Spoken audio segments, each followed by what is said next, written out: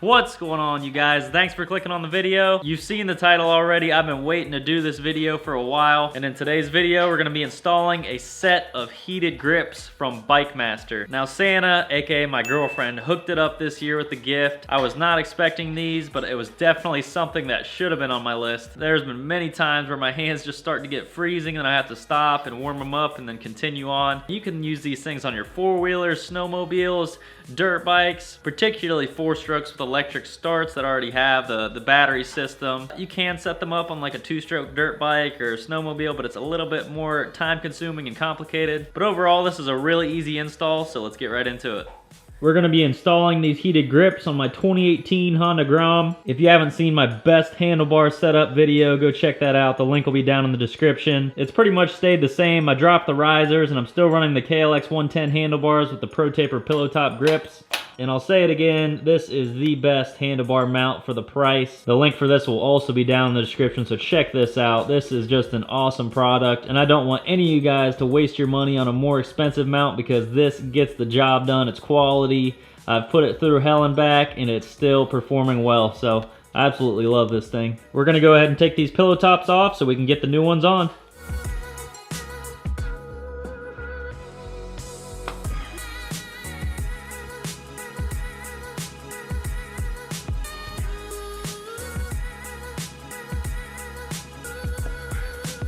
I managed to get both of these grips off without damaging them because I never use grip glue, guys. I recommend to never use grip glue. If your grips are a little bit loose and you must put something on there, use clear spray paint. It comes off way easier. If you use grip glue, you're gonna have to cut them off with a razor blade most likely, and it ends up just making a mess. But usually if you get the right size grips, you don't even need adhesive. But I'm glad I was able to save these things because I'll definitely use them again in the future.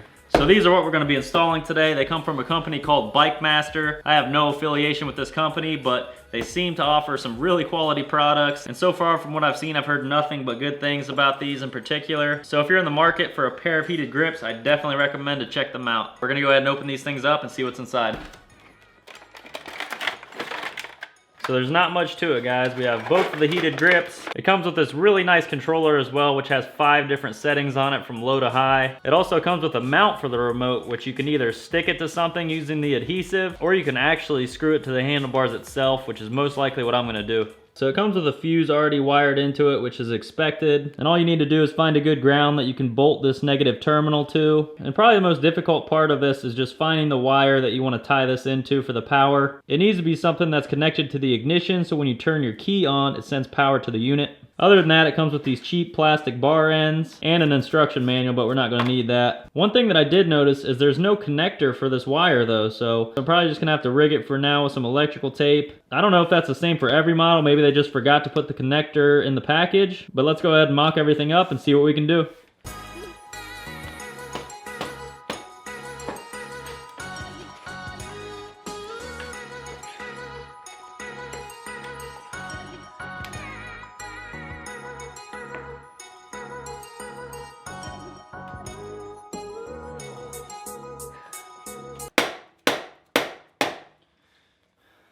Alright guys, so the clutch side wasn't as easy to get on. For some reason, it's just a super tight fit. So instead of me continuing to hammer on it and possibly break it, I'm gonna go ahead and grab a file and file down the inside of the plastic, so maybe it'll slide on a little bit easier.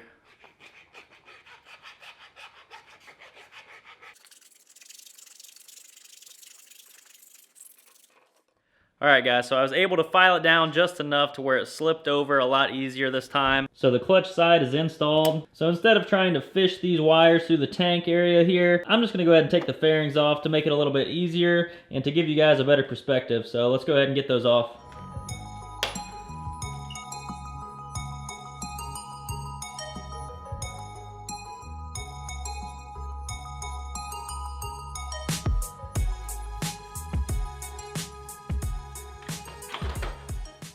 Alright, so I got the fairings off. I think this would be a good time to get the rag out and clean some of this mud off that's been sitting underneath my plastics. That's pretty bad, guys, but that's the price I pay for riding this thing like a dirt bike. I'm going to take a little bit of time to clean this thing up, and then we're going to go ahead and run the wires.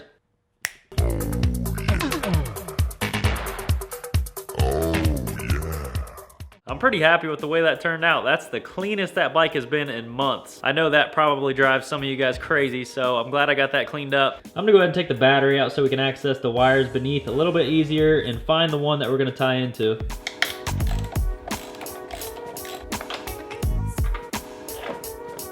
So now that we got the battery out of the way, I'm gonna go ahead and pull these wires out of here. I'm gonna go ahead and look up a wiring diagram real quick for the Grom and see which wire I wanna tie into.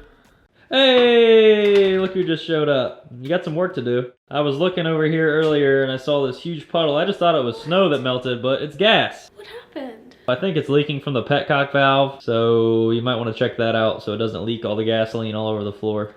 All right, guys, so I found out where I'm gonna put the wire for now. It's underneath one of these fuses. It's this 10 amp on the left here. I actually was able to loosen up that connector on the bottom just enough to get my wire in and then recrimp it. I'm gonna have to look at the wiring diagram some more, but for now, I think this is gonna work fine. So now that I figured out where my wire is gonna go, I'm gonna go ahead and route all the cables and hook it all up. But first, I'm gonna go ahead and smash on some pizza. Thanks, babe. Alright, so like I said, I'm not going to use the adhesive. I'm just going to use the handlebar mount instead. It'll be a lot more solid. So in order to do that, you have to take these 4 screws off of the back of this plate, and then it gives you 4 longer screws that you'll put through here because you have like an added 1/8 of an inch here. Alright, so we got the old plate off. We're going to put this new one on. So we're going to have to put it on this side because as you can see, this side's all taken up with things. Simple enough. All you do is put this back plate on and it takes 2 screws and then we should be good to go. All right, so we got our switch mounted up. I'm pretty happy with it, actually. I've got good access to it. It looks like we're gonna have to find a way to wrap some of it up in the headlight here, and then the rest we're obviously gonna have to run through these fairings here and up alongside the tank and then to the battery. So we're gonna go ahead and tidy everything up. All right, so for the wire connecting to the battery, we're gonna route it under the tank here. Then we're gonna follow the frame up through here to meet with the other connector at the headlight. I was actually able to run it through these clips with all the other cables, so that worked out pretty good. And then once I tuck everything into the headlight, this connector will just connect right up to that, and then you won't even be able to see it. All right, guys, so I got everything wired up. I'm gonna go ahead and throw the plastics on and show you the final product.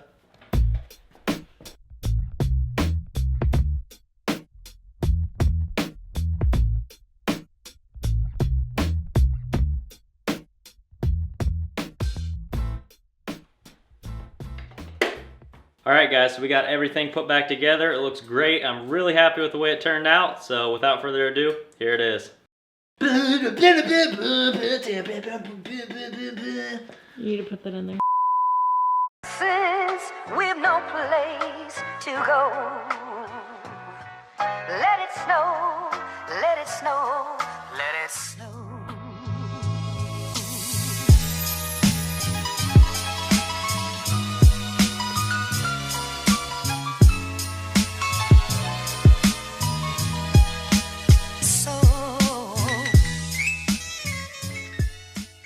Alright guys, so that's going to wrap up today's video. I hope you enjoyed watching. If you're interested in anything that I use in this video, the heated grips, the handlebars, the phone mount, all of that stuff will be linked down in the description below, so go check that out. I'm really happy with the way these turned out. They get really hot. So we have our switch right here with the 5 different settings. Going on, crank it up to high. And literally within a minute or so, these things are hot to the touch. These are gonna be great for the colder seasons, and I can't wait to test them out. You'll definitely see these in a future video where I go out in the cold and see how they perform. I'm definitely gonna get some hand guards in the future that'll add to the dual sport look that I'm going for. If you have any questions, let me know in the comments below. Also, if you enjoyed the video, hit that like button. Other than that, thank you for watching, and I'll see you in the next one.